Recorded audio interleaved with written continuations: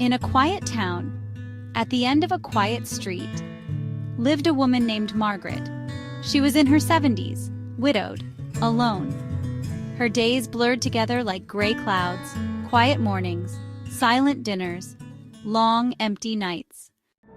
But then, one chilly autumn morning, she noticed something strange.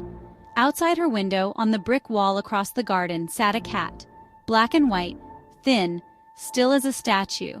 It stared at her, and she stared back. She thought it would leave. It didn't. The next morning it returned, and the next, and the next.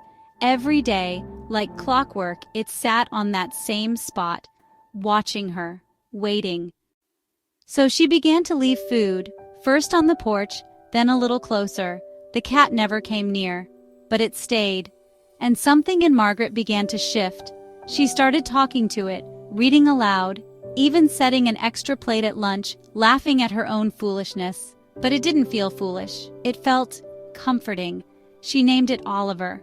Weeks passed, and then, one morning, Oliver didn't come.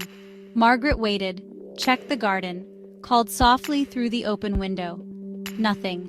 That day felt colder than the rest. Days turned into a week. No Oliver. And then, just when her heart began to ache in that old familiar way, a letter arrived. No return address. Inside was a note. "My name is Henry. I recently passed through your town. I saw my old cat Oliver outside your window. He used to sit there years ago with someone I loved, a woman named Rose. She was your neighbor. When she passed, Oliver ran away.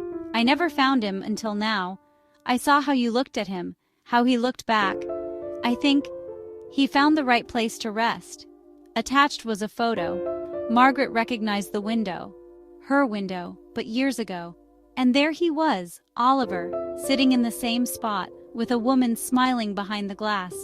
Margaret pressed the photo to her chest. She whispered a thank you. To Oliver, to Rose, to whatever fate had sent that little soul her way.